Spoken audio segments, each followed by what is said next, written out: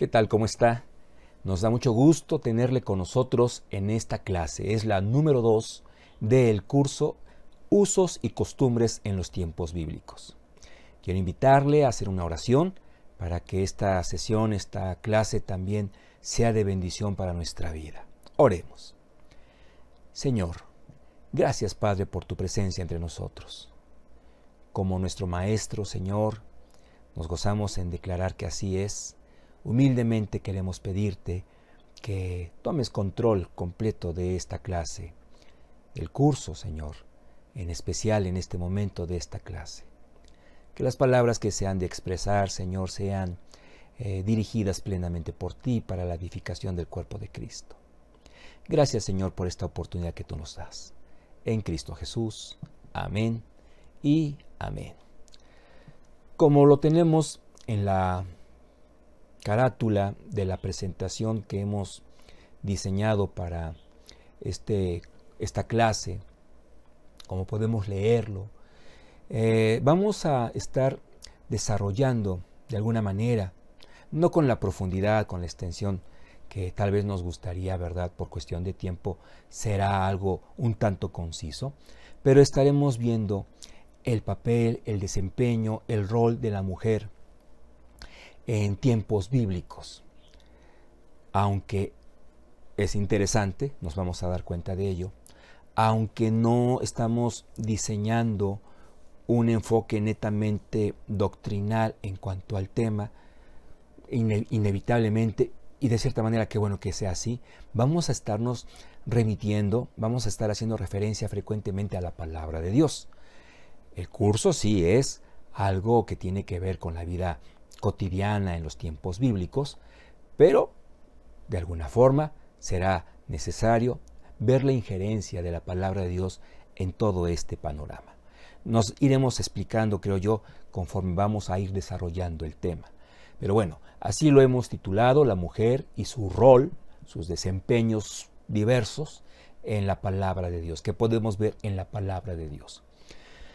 Para hablar de la mujer, debemos dar un paso, claro, a la luz de la Biblia, debemos dar un pasito, si usted quiere, hacia atrás, comprendiendo, tratando de comprender en su esencia al menos, el concepto de lo que es una familia. La familia es una estructura instituida por nuestro Señor, lo cual podemos constatar en el libro de los comienzos, en el libro del Génesis. De hecho, aquí tenemos una aseveración que nos ayuda a comprender esto. Lo vamos leyendo, lo vamos explicando. La familia es instituida por Dios, hablando de la familia, como estructura básica para la sociabilización del hombre. En Génesis 2, del 18 al 24, tenemos este relato en el que vemos el contexto en el que la mujer es creada, el propósito para lo cual fue creada, para una vida en la que sociabilizaría con el varón, con el hombre, claro, con su creador, con Dios también, pero en una segunda instancia, el propósito por el cual o para lo cual fue creada es para sociabilizar con el hombre y en esa sociedad, en esa estructura, en ese campo terreno de lo familiar, comandar la creación, dirigirla, administrarla y más aún, a partir de esa unión, de esa sociabilización, de esa estructura, de ese componente familiar, poder hablar más adelante de una descendencia, de una herencia humana. Entonces, ese es el paso previo que debemos nosotros tener muy en cuenta para poder ir comprendiendo de mejor forma, de una manera precisa, conforme a la enseñanza de la Biblia, el porqué de la mujer. Entendiendo esto, es que podemos comprender de manera más ágil, más clara, su rol, su desempeño, con respecto a los planes de Dios. Bueno, y que están descritos en la Biblia misma, en la palabra de Dios. Entonces, hemos dicho, hemos mencionado la palabra estructura y tal vez la consideramos como un término, como un concepto más acorde, más adecuado en terrenos como de la ingeniería, por ejemplo, por mencionar una rama del conocimiento. Pero esencialmente sí, la familia es una estructura. Una estructura porque en una estructura hay componentes. Para poder hablar de ella, de una estructura, debemos remitirnos a los elementos básicos que la conforman, que la componen. Entonces, vamos teniendo en cuenta, vamos aclarando esto, que una estructura está compuesta por diferentes elementos, hay componentes que le dan vida a esa estructura y que están relacionados, están unidos conforme a un patrón, conforme a un orden, conforme a una secuencia. De ahí que estamos utilizando la palabra estructura al hablar, al considerar a la familia misma. ¿Es instituida por el Señor esta sociedad? Sí. ¿Es una estructura? Sí. Muy compleja, tal vez no tanto si consideramos que se conforma en esencia de papá, mamá, hijos, esposa, esposa, hijos. Pero es una estructura que da cabida después en sus diferentes procesos posteriores en otras familias, en otras agrupaciones, en otros tipos de sociedades. Entonces, por eso sí, es una estructura básica que tiene como tal, como estructura, insisto, componentes que están unidos, están establecidos de una forma organizada. No perdamos de vista la palabra organización, que obedece a una secuencia, a un proceso, a un determinado método. Entonces, en esa estructura familiar, en ese orden establecido por nuestro Señor, nosotros vemos justamente en sus componentes una secuencia, un orden, ya podemos decir en este momento, netamente bíblico, al provenir de Dios. ¿Y a qué nos estamos refiriendo? Dentro de ese orden, será necesario,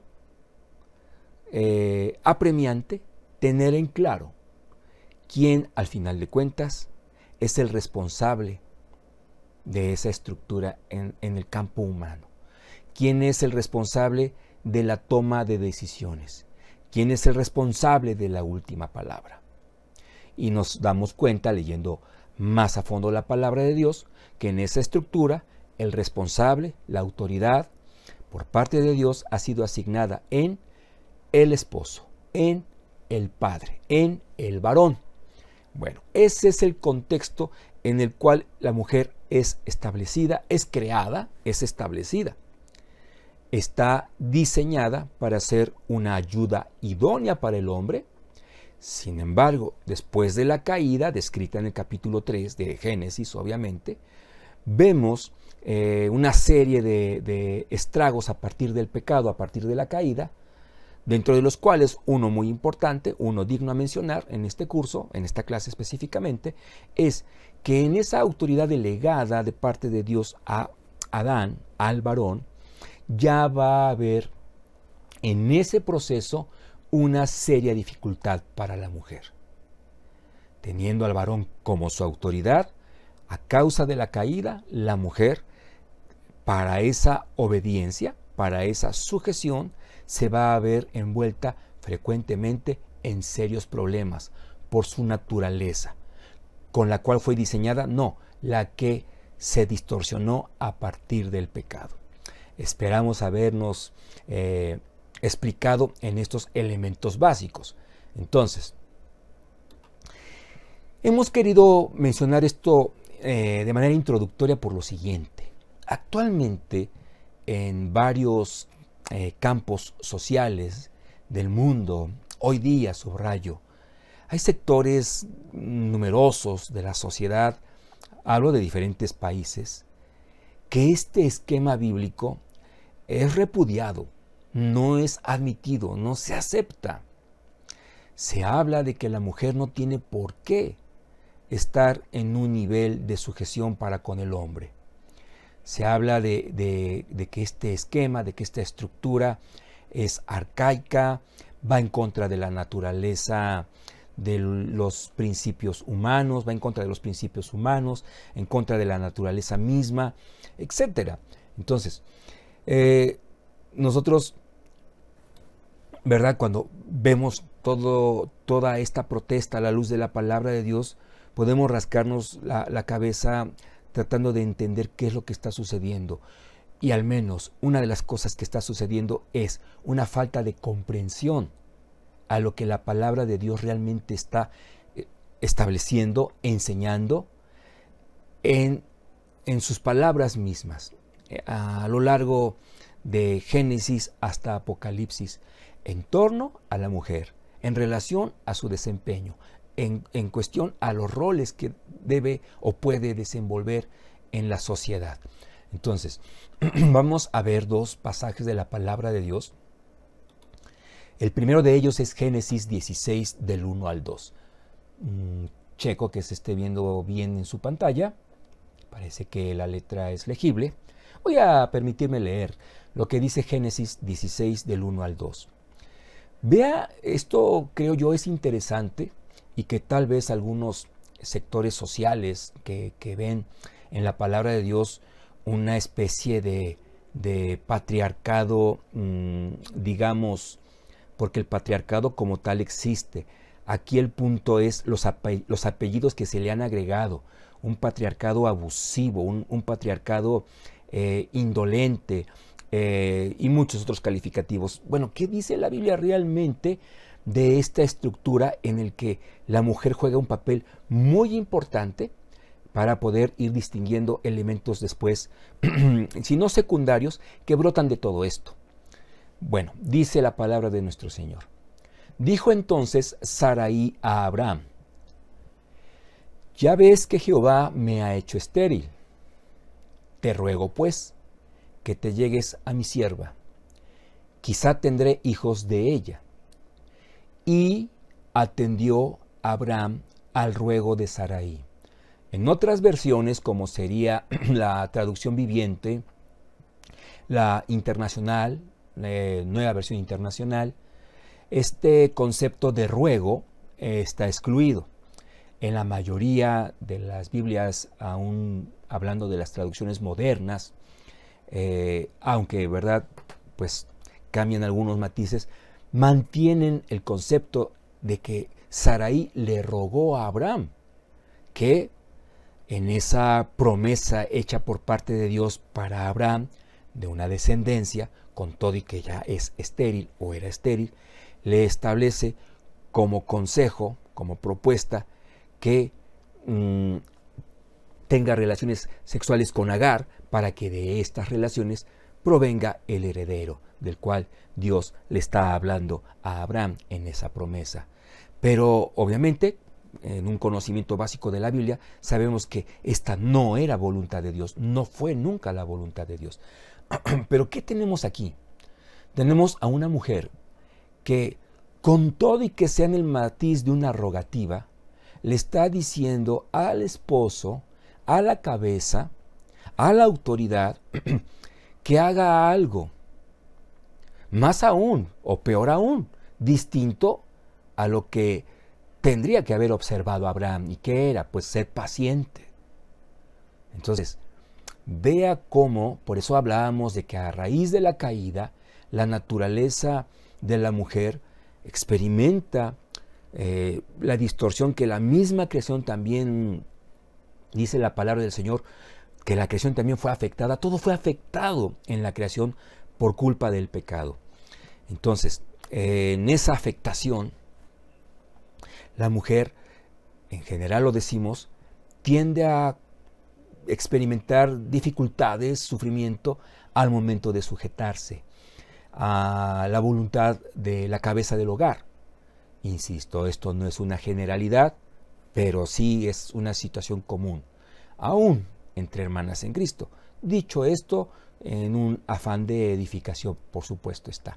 Entonces, aquí vemos a Sarai diciéndole: mira, pues mejor lo hacemos de esta forma, por favor, no perdamos el tiempo, vino de parte de Dios esta promesa, no es algo que podamos echar a saco roto. Entonces, adelante, ahí está Agar. Y no sé qué tan tardo, con cuánta dificultad, pero la Biblia dice que Abraham atendió a este ruego.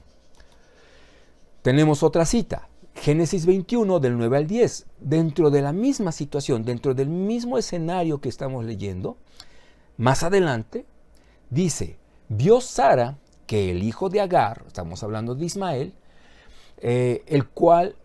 voy a leer completo, dice, y vio Sara que el hijo de Agar, la egipcia, el cual ésta le había dado a luz a Abraham, se burlaba de su hijo Isaac. Por tanto, tenemos nuevamente aquí a Sara, ya no mencionada como Sarai, indicándole a Abraham lo que tenía que hacer. Pareciendo que pues la cabeza, la que tenía la última palabra, la que tomaba las decisiones delicadas en el hogar, pues era ella. Y dice, por tanto dijo a Abraham, echa a esta sierva y a su hijo. Nuestras palabras más utilizadas, córrelos de acá. Porque el hijo de esta sierva no ha de heredar con Isaac, mi hijo. Bueno, las explicaciones válgase la repetición, en esta explicación que queremos dar, no es que vengan sobrando, pero el énfasis está tenemos aquí dos citas bíblicas en donde Sarai, Sara, le está diciendo a Abraham lo que ha de hacerse y Abraham obedeciendo. Conocemos de las consecuencias. Entonces, vea cómo es que, aunque en la estructura original, a partir del pecado de una manera más enfática, el Señor le dice a Eva, debes sujetarte a tu esposo, a Adán en este caso. Te generará sufrimiento esto sin duda, pero es lo que vas a hacer de ahora en adelante, a raíz del pecado, insisto.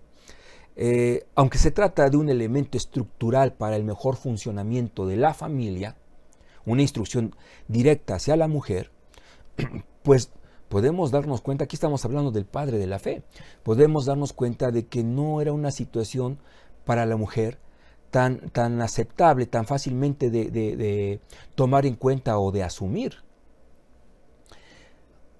Ahora, veamos algo así como una contraparte de este panorama. Leamos Proverbios 12:4. Dice la palabra de nuestro Señor, ahí en la pantalla la podemos leer, dice, la mujer virtuosa es corona de su marido, más la mala como carcoma en sus huesos. Aquí tenemos en un solo versículo una situación, es muy común hoy el término, ¿no? Bipolar, pero no es que sea bipolar tal cual, porque no son dos comportamientos en una sola entidad, sino que tenemos aquí más que otra cosa un contraste, una polaridad extrema. La mujer virtuosa, ¿qué rol o qué papel le da la Biblia a la mujer en relación muy específicamente, digamos, dentro del hogar? Aquí lo tenemos. Se habla de la posibilidad de una mujer virtuosa, no en una reunión de exclusivamente mujeres, no en una reunión femenil, sino en relación incluso a su papel como esposa. Mujer virtuosa. Y pudiéramos entender que se le cataloga como mujer virtuosa en la medida en la que solamente le dice que sí al marido. Nos damos cuenta, viendo el contexto, que no es así. Claro, debe obedecer su rol, sí, pero es un rol muy complejo. No nada más en la Biblia se dice, y la mujer tendrá que decir, sí Señor, a su esposo, agachando la cabeza. No es este el mensaje simplista que a veces se cree que es el que da la palabra de Dios en cuanto al desempeño de la mujer en el hogar, en la sociedad. ¿Una corona qué es? Bueno, es algo que se coloca así en la cabeza para que sea fácilmente visible, pero ¿qué es en sí lo que quiere manifestar? Quien tiene una corona nos está diciendo que tiene un papel de autoridad, reconocido, importante, que debe reconocérsele su autoridad. Esto es, la mujer virtuosa está haciendo evidente que en su hogar el esposo es la autoridad, con todo lo que eso conlleva. ¿Qué es lo que conlleva? Bueno, esencialmente, en una estructura obediente a Dios, un caudal de bendiciones. Caso contrario, la mala, la rebelde, la que dice, a mí nadie me va a decir lo que tengo que hacer, genera un dolor, un deterioro, un sufrimiento muy profundo. Por eso se hace ilustración a los huesos, como carcoma en los huesos mismos, en la parte más profunda, básica, estructural, en este caso del marido, pero que podríamos decir que solamente al estar en una situación sufriente el esposo, el papá, el hogar no va a tener las consecuencias del caso. Por supuesto que sí. Sufriendo a alguien en la familia, sufre toda la familia. Actuando mal a alguien en la familia, toda la familia se ve afectada. Entonces, una mujer virtuosa, la Biblia habla de la posibilidad de que la mujer no tenga un papel como de, se me está yendo la palabra en las películas, los extra, ¿verdad? Tenemos a los protagonistas, necesitamos a 500 personas en una escena, pues como caiga las elegimos, ¿no? O prácticamente como caiga. No, no es un papel secundario el de la mujer, al menos en la palabra de Dios, a la cual se le acusa injustificadamente, insisto, en algunos sectores sociales. La mujer puede ser catalogada, y de hecho lo es, como un ser virtuoso dentro de su hogar, en la medida en la que acata lo que el Señor establece en la palabra, en la medida en la que hace su papel dentro de la estructura correctamente, de tal manera que el desempeño de esa estructura sea armonioso, como el de un motor en buenas condiciones. Bien, más allá de estos pasajes que hemos leído, tenemos, por ejemplo, casos como el de Miriam, el de Débora, el de Esther, que no son excepciones a la regla.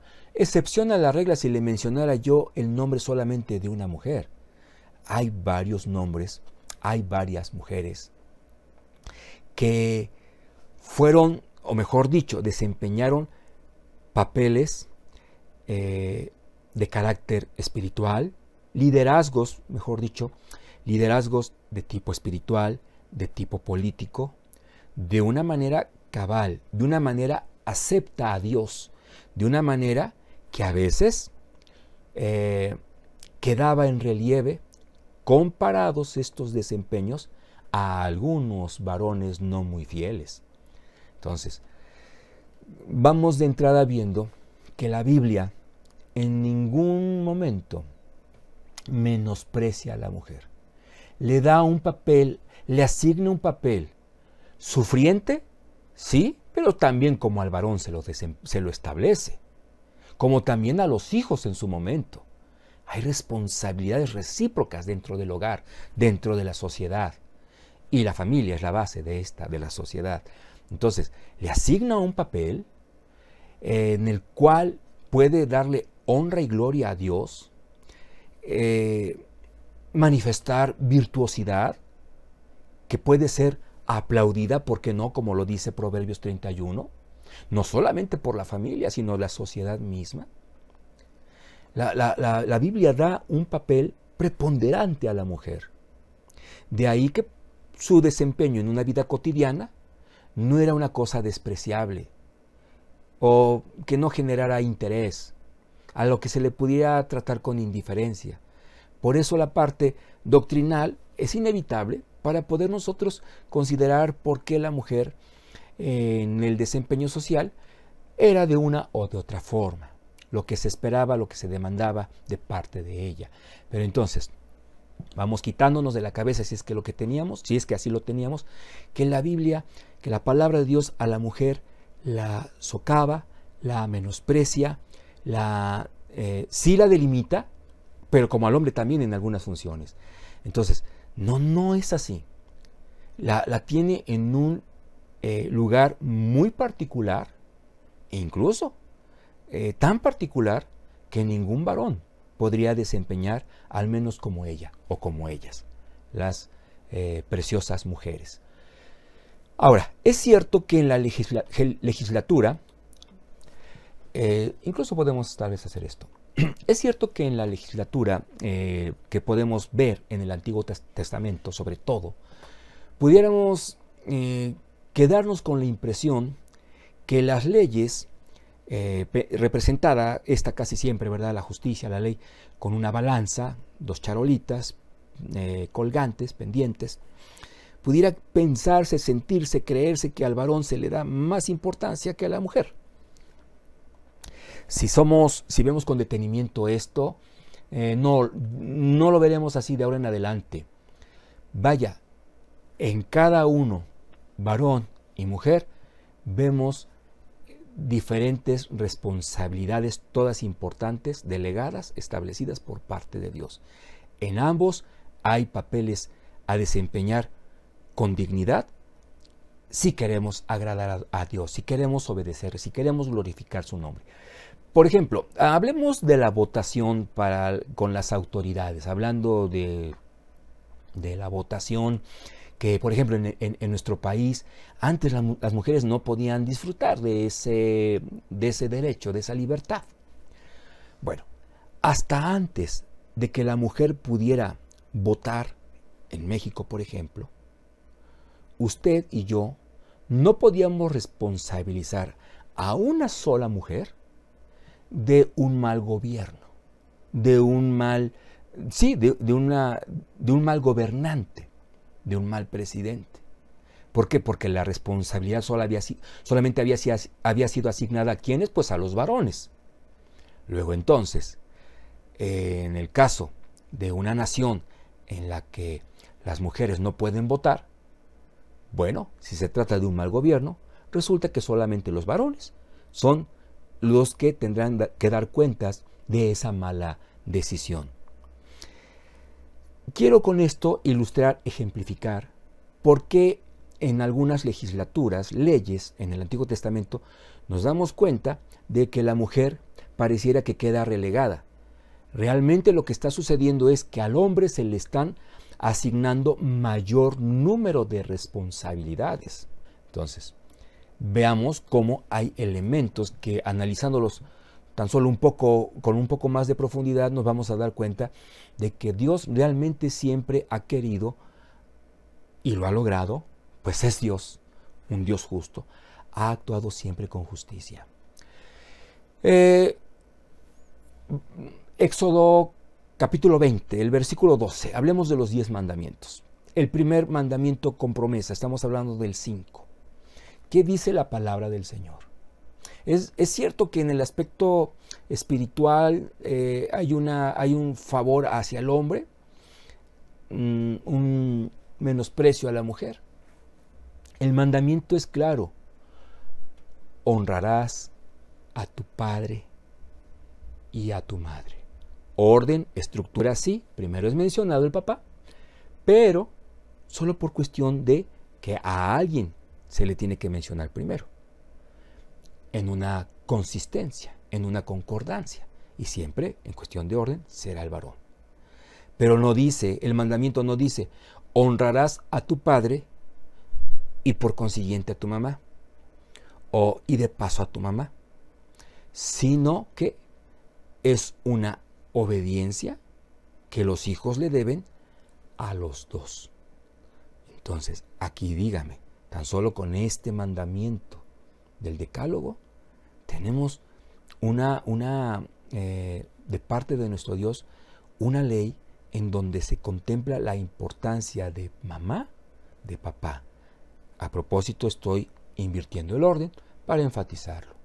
Pero el asunto, creo darme a entender, es que no hay uno que sea mejor que el otro. o más importante a los ojos de Dios que el otro. Deuteronomio 22:2. Vamos a ver si lo tenemos aquí.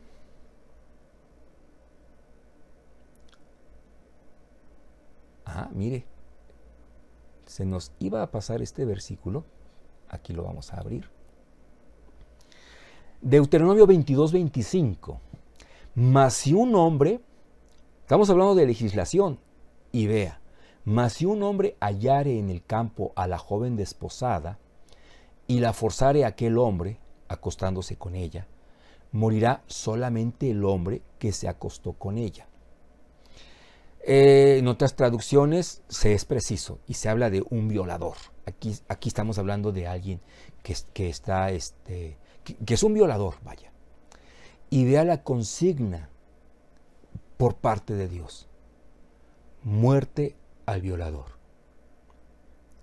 Mientras que en algunos países, actualmente, en los que se abandera con fervor los derechos de la mujer, a veces esa gente que abandera esos derechos es un tanto tibia en su legislatura en cuanto a los violadores.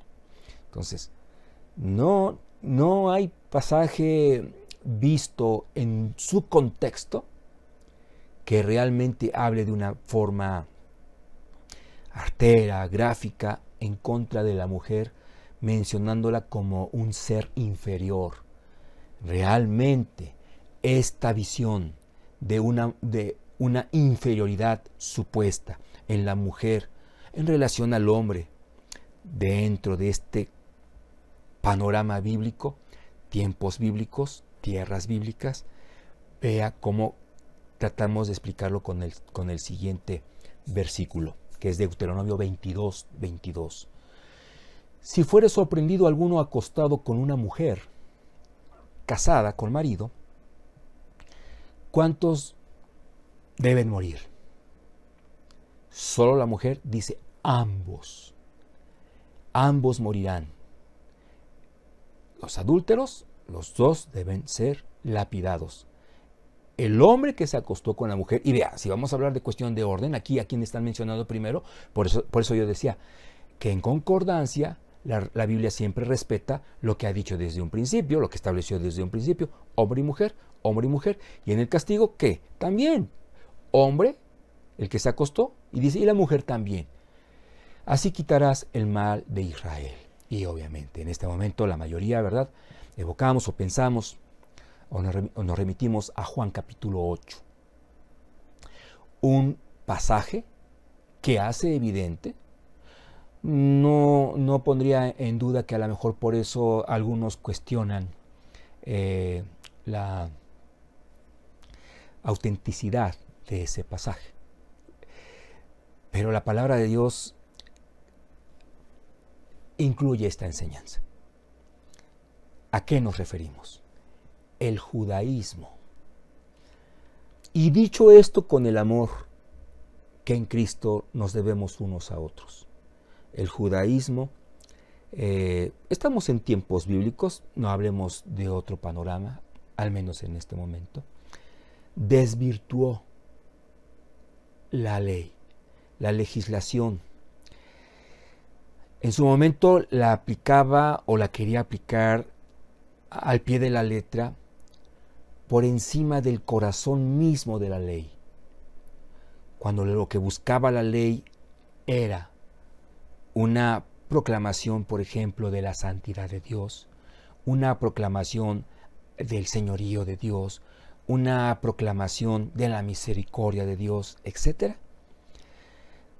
Parece ser, ¿verdad?, que líderes del judaísmo perdieron de vista todo eso y empezaron a aplicar la ley con cierto criterio, a su criterio, con criterio humano. Y entonces, si hemos de hablar, discúlpeme el término, pero para poder ser gráfico, si hemos de hablar de una sociedad machista dentro del tiempo, del panorama bíblico en el que se escribe la Biblia, no es en sí por las leyes que le dan vida al judaísmo, sino por el desarrollo del judaísmo, que del desarrollo del judaísmo han hecho los hombres. Por eso yo decía que con todo respeto. Entonces aquí, o en este pasaje de Juan 8, tenemos que no importó que el hombre no estuviera presente, a la que buscó dársele muerte fue a la mujer. Entonces sí había un sentir machista, al menos en algunos líderes, al menos en los de ese escenario bíblico. Tomando piedras, unos diciendo, pues vamos a matarla, ¿qué esperamos? Nadie dijo, ¿y el hombre? ¿Y el adúltero? Nadie levantó la mano. Y había hombres y había mujeres. Entonces, lo importante de todo esto es que estaba nuestro Señor Jesucristo y la historia cambió su rumbo completamente. Pero notemos, la palabra del Señor a la mujer no le da un papel secundario de, pues no encontrábamos quedarte, pues ahora dedícate a esto. Obedece y cállate y no hagas nada. No con ese matiz. Hablemos ahora de la mujer y su atavío. Es la segunda y última parte de esta clase. El libro del profeta Ezequiel, el capítulo 16, es un capítulo extenso, estamos hablando de más de 60 versículos. Está dividido esencialmente en 3 partes. En la primera parte le dice el Señor a Ezequiel, dile al pueblo de dónde lo saqué, de qué condición espiritual lo saqué, y no refiriéndose a Éxodo, sino a tierras cananeas. Recuérdale cómo se encontraba. Como nación estaba desnuda, hambrienta, llorando, triste, con amargura. Recuérdale que en la segunda etapa del capítulo, que yo llego para rescatarla de esa condición y la convierto, estoy parafraseando, en una bella doncella. Tercera y última parte, triste. Y dile cómo es, dile a esta nación infiel, cómo es que a pesar de que era esclava, le doy una vida completamente diferente de reina. ¿Todo para qué? Para que todas las bendiciones que yo le di las convirtiera en elementos de idolatría, idolatrándose primeramente a ella misma, con lo que le he dado, haciéndose de ídolos. Terrible, tremendo. Pero bueno, ¿por qué mencionamos esto en el tema del atavío? Tenemos aquí una cita, Ezequiel 16, del 11 al 13, tenemos el corazón de esa segunda parte. Le dice el Señor a Ezequiel, dile así a Israel, te atavié con adornos y puse brazaletes en tus brazos y collar a tu cuello, adornos. Puse joyas en tu nariz, zarcillos en tus orejas, estamos hablando de aretes, una hermosa diadema en tu cabeza. Así fuiste adornada, vea los elementos, con oro, con plata, y tu vestido era de lino fino, seda, bordado. Comiste flor de harina de trigo, miel, aceite, y fuiste hermoseada en extremo, prosperaste hasta llegar a reinar. Ahora, es interesante, ¿no cree usted?, que hablando de esa parte en la que el Señor restaura a su pueblo, se establece un símil en la Escritura en el cual vemos a la nación de Israel como a una mujer a la cual Dios mismo la está adornando.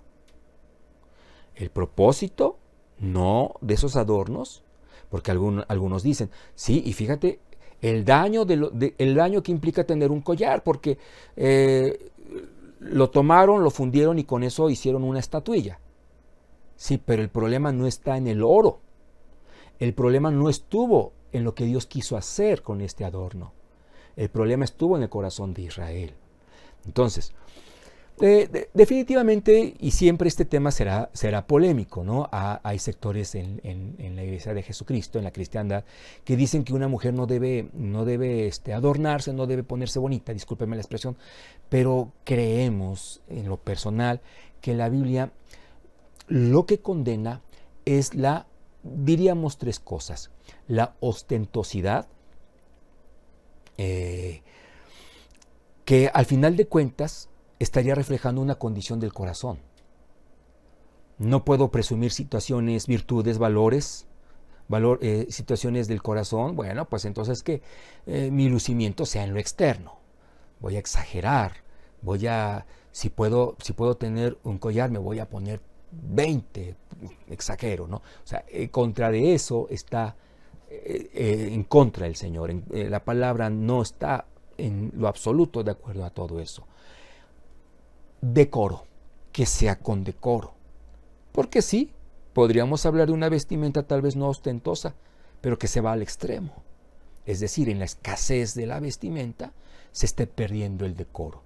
Y un tercer factor: la vestimenta, el atuendo, el atavío, era condenado, era prohibido, cuando éste podía generar asociación, una relación de ideas con otros contextos, como por ejemplo podría ser incluso la prostitución. Entonces, ¿qué significa esto que hemos dicho? Bueno, que al final de cuentas, la mujer en su momento se adornaba, y cuando era bajo pautas en donde no se le faltaba el respeto a su hogar y mucho menos a Dios, no era algo que de manera automática se condenara. Cero aretes, por decir, ¿no? El peinado, pues así con los dedos, no uses peine, no. Se han encontrado utensilios, hablando de la arqueología bíblica, en donde se puede reflejar que la mujer empeñaba tiempo para adornarse, para verse diferente al hombre, verse más bonita de lo que de por sí el Señor las ha creado a todas ustedes, hermanas, con una belleza muy, muy especial. Ahora hablemos un poco de la mujer y su vida sexual. No se preocupe, no vamos a ser muy, muy explícitos en esta situación. Pero sí, bueno, de preferencia, a lo mejor algún chiquitín puede omitir esta parte de la clase, ¿no? La vida sexual de acuerdo a la palabra de Dios. ¿Qué dice Deuteronomio 24, versículo 5? Cuando alguno fuere recién casado, no saldrá a la guerra, ni en ninguna cosa se le ocupará. Libre estará en su casa por todo un año, y vea el objetivo: para alegrar a la mujer que tomó. Veamos o tratemos de ver el panorama completo de todo esto. Hace tiempo, en una película, discúlpeme si me equivoco en el título, como Agua para Chocolate, me parece, hay una escena en la que uno de los protagonistas de la película, les soy sincero, estas partes de la película las vi así, salteadas. Estaba yo en la casa de unos familiares que la estaban mirando. Y soy sincero en esto. Hay quien lo puede corroborar. No me era interesante la película, aunque muchos la aplauden. Bueno, el asunto es que hay un momento en el que uno de los protagonistas, quiero creer, de la película, previo al acto sexual con su esposa, hace un rezo diciendo: Señor, algo así, no es por fornicio, antes del acto sexual con su esposa, lo cual era legítimo. Dice, no es por fornicio, fornicación, ni por vicio, sino para darte un hijo o dar un hijo a tu servicio. Palabras más, palabras menos.